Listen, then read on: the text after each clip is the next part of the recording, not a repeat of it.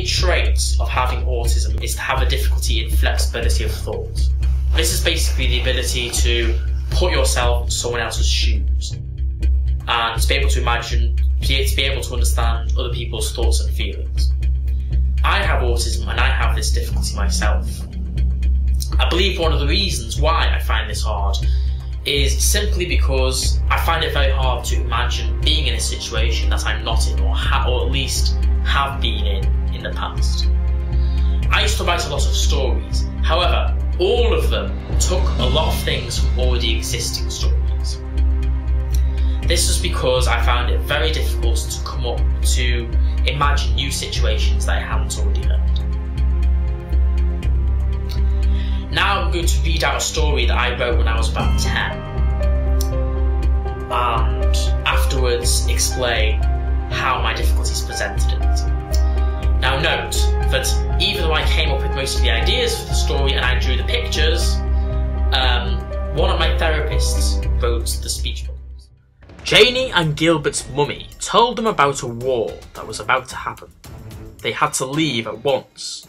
They laid a pebble trail and fled to the woods. "Hurry up, Janie," said Gilbert. "I'm coming, get the pebbles," replied Janie. The pebble trail was messed up by the fighting armies. "Hurry up to the woods," said Gilbert. "As fast as we can." In the woods, they were hungry. They met Bilbo, who saw the toffee tree. "Hello, Bilbo. Janie and I are hungry. We want something to eat." "Look, there's a toffee tree," replied Bilbo. Who was to climb the toffee tree? "Who will?" Bilbo asked Frodo. "Can you climb the toffee tree?"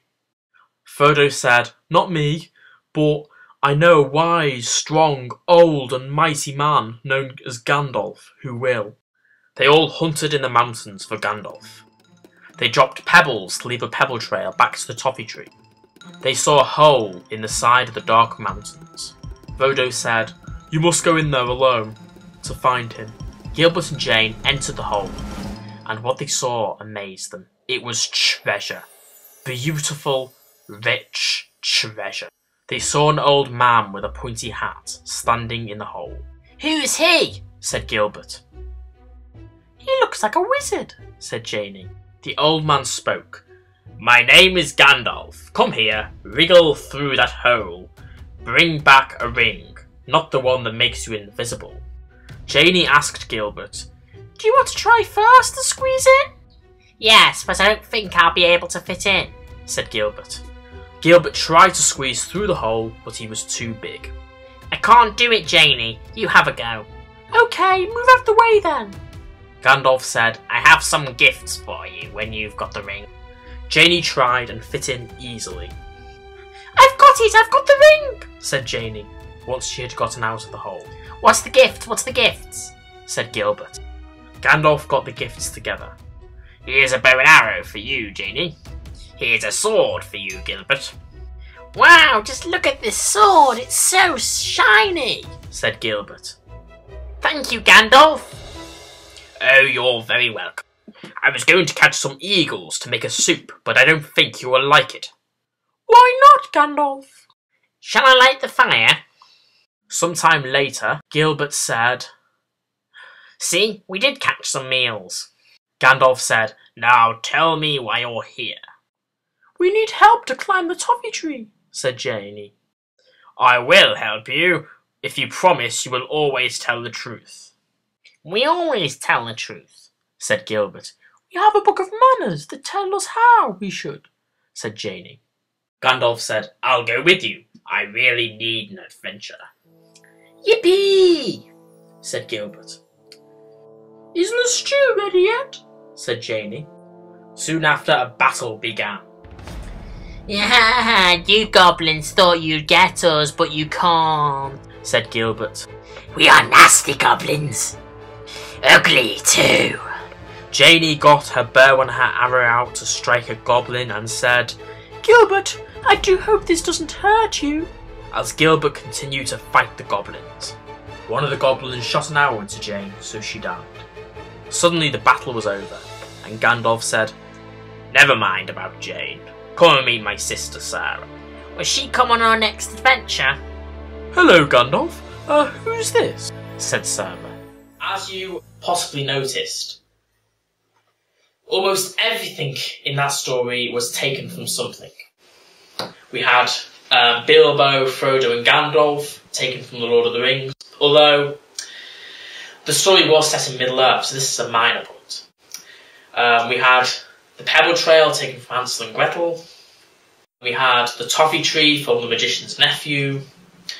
Gandalf gave gifts, which was taken from The Lion, the Witch and the Wardrobe, except in Lion, the Witch and the Wardrobe, it was Father Christmas that gave the gifts. A lot of Gandalf's lines were Puddleglum's lines in The Silver Chair, and the whole conversation about the eagle soup was taken right out of The Silver Chair.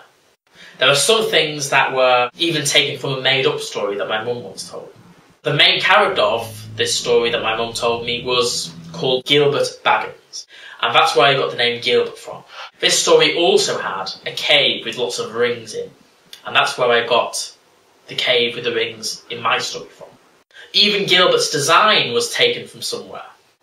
When I was drawing these pictures, I actually got the video of the BBC Prince Caspian, and I started tracing the picture of Peter. We even had a book of manners, which is where I got the bit about the book of manners from.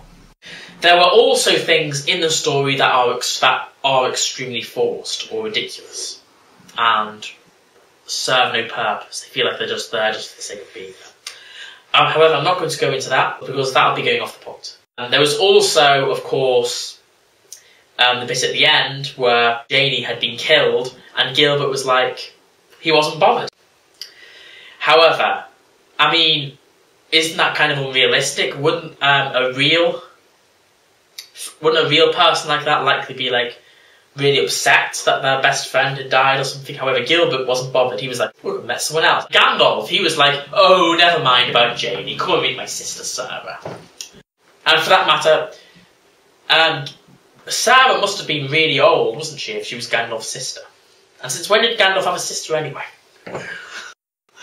Anyway, I'm going off topic. If I was to rewrite a story like this, I would certainly try and put more effort into it. However, I'd likely still have the same problem of trying to make things realistic and in trying to come up with new ideas that haven't been done before.